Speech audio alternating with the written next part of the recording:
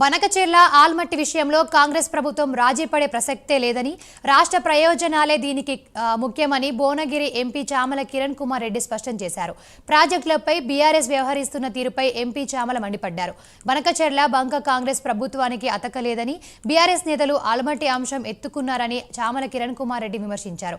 బనకచెర్లపై చంద్రబాబుతో అంటగట్టారని, ఇప్పుడేమో కర్ణాటక ప్రభుత్వంతో అంటగడుతూ దుష్ప్రచారం చేస్తున్నారని మండిపడ్డారు.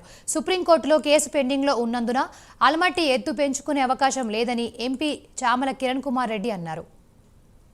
ఇరిగేషన్ ప్రాజెక్టులకు సంబంధించి బీఆర్ఎస్ పార్టీ రాజకీయ వ్యూహంలో ఇప్పుడున్నటువంటి తెలంగాణ గవర్నమెంట్ ఇరకాటంలో పెట్టాలి, తెలంగాణ ప్రజల్ని తప్పుదో పట్టించాలి, తెలంగాణ ప్రజల మనసులో విషబీజం నాటాలి అన్న ఉద్దేశంతో పదే పదే గతంలో బనకచెర్ల విషయం కానీ, ఈ నిన్న వినోద్ గారు బీఆర్ఎస్ పార్టీ వినోద్ గారు ఆల్మట్టి విషయంలో కానీ తెలంగాణ ప్రజల్ని తప్పుదో పట్టించే ప్రయత్నం చేస్తున్నారు.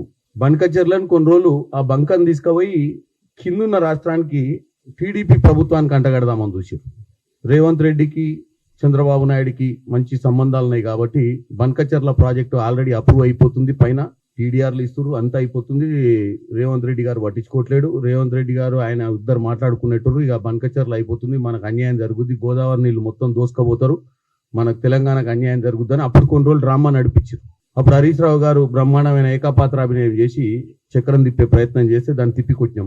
ఎందుకంటే బనకచెర్ల బంక ఏం కాలేదు.